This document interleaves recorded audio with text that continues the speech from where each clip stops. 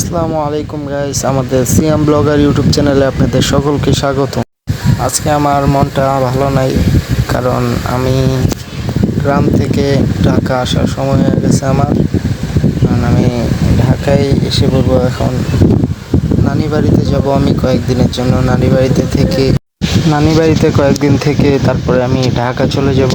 কারণ আমাদের বাড়িতে অনেক ঝড় হইতেছে, দেখতেই পাচ্ছেন আপনারা, অনেক বাতাস চলতেছে, আমাদের টিন মিন সব প্রায় নিয়ে যাইতেছে।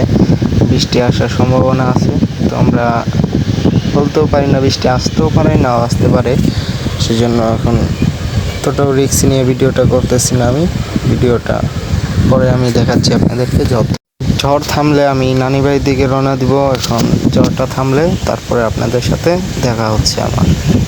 ঝড় থামে গেছে, এখন আমি রিক্সা দিয়ে নানি বাড়ির দিকে রওনা দিয়ে দিছি। এখন রাস্তাগুলো এতটাও ভালো না, যেন ক্যামেরাটা লড়ছে, দেখতেই পাচ্ছেন আপনারা। এখন নানি বাড়িতে যাচ্ছি আমি, একটাই নানার ক্ষেত নিয়ে ঝামেলা হয়েছে, সেই জন্য আমি ক্ষেতের দিকে যাচ্ছি। নানাকে দেখবো, অনেকদিন ধরে নানার বাড়িতে যাওয়া হয় না। এখন আমি নানার বাড়িতে যাব, গিয়ে আপনাদেরকে সব কিছু দেখাচ্ছি। আমাদের নানি বাড়ির দিকে একটা মসজিদ আছে, মসজিদটা খুবই সুন্দর। সবাই মিলে এই মসজিদটা তৈরি করছে। এখন নানি বাড়িতে গিয়ে আপনাদেরকে দেখাচ্ছি। বিকালবেলায় নানি বাড়ির এখানে ফুটবল খেলতেছিল, আমি তো এতটাও পারি না। তারা গ্রামের ছেলেপেলে তো অনেক ছটাছড়ি করে ফুটবল খেলে, তারা ফুটবল খেলতেছিল। আমি সেই সময় একটা দোকানের পাশে বসে খেলাটা দেখতেছি। আমাদের নানি বাড়িতে প্রতিদিন বিকালবেলায় ফুটবল খেলা হয়। আমার তো ফুটবল খেলতে খুব ভালো লাগে। কার কার ফুটবল খেলা পছন্দ নিশ্চয়ই কমেন্টে জানাবেন। আমার একবার ফুটবল খেলতে গিয়ে অনেক পা কেটে গেছিলো, সেই পরের থেকে আমি এতটা ফুটবল খেলি না। এখন সন্ধ্যা হয়ে গেছে, আপনাদের সাথে কাল সকালে দেখা হচ্ছে আবার। নানার ক্ষেতে এসে বসছি, দেখেন এইগুলো আমার আরেক নানার মরিচ ক্ষেত, এই জায়গায় কুমড়া ক্ষেত, তারপরে সামনে আবার আরেকটা মরিচ ক্ষেত। এখন নানার কাছে যাব আমরা, একটু পরে আপনাদের সাথে আবার দেখা হচ্ছে। আমরা এদিক দিয়ে খেতে ঢুকে পড়তে চাইছিলাম, সেজন্য নানা সামনের থেকে বললো যে এদিকে হলদি লাগাইছি নতুন, তোমরা ঘুরে আসো। তারপরে আমরা আবার ব্যাক করলাম, ওই দিক দিয়ে আমরা ঘুরে আবার নানার কাছে যাব।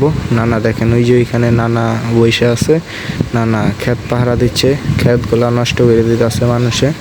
নানা এই দিক দিয়ে ক্ষেতটাকে পরিষ্কার করে দিতেছে। আসলে মানুষগুলো এত নিষ্ঠুর যে ক্ষেত সব ভাঙ্গে দেয়, পাড়ায় পুরায় চলে যায় সব। এদিক দিয়ে দেখেন আমার নানার ক্ষেতের গাছের ভিতরে অনেক কাঁঠাল হয়েছে, এখানে দুইটা, উপরে দুইটা, তারপরে সামনের গাছেও কাঁঠাল আছে।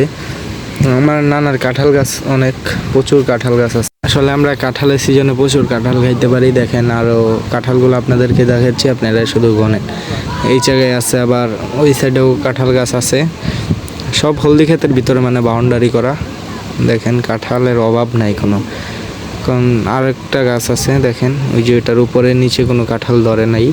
নানা এদিক দিয়ে বসে পাতা ভর্তা আছে, আমি একটু পরে পাতাগুলো দিয়ে আসবো, দিয়ে এসে আবার আপনাদের সাথে দেখা হচ্ছে। দেখেন এদিকে জায়গাটা খুবই সুন্দর, সব রাস্তায় গাছ আছে। দেখেন দুই সাইড দিয়ে অনেক সুন্দর রাস্তা, সেই জন্য এই জায়গায় প্রচুর বাতাস হয়, বাতাসও আসে। গরমের সময় এই জায়গায় এসে বসে থাকবে, কেউই ঘামায় না, সবাই সেইখানে বসে থাকে। এখন যখন দুপুরের সময় কেউ আসে নাই খেতে, তারপরে আপনাদের সাথে বাড়িতে গিয়ে দেখা হচ্ছে আবার। দিকে সন্ধ্যার দিকে খালামুনি বলতেছে যে চানাচুর খাবা নাকি, আমি বললাম বানায় দিলে দাও খাই। তারপরে পেঁয়াজ মরিচ দিয়ে চানাচুর বানায় দিল আমাকে। এখন আমি চানাচুর খাবো। আর ভাই একটা ভিডিও বানাইতে গেলে প্রচুর কষ্ট হয়, আপনারা লাইক সাবস্ক্রাইব করেন ভাই। আসসালামু আলাইকুম, আল্লাহ হাফিজ।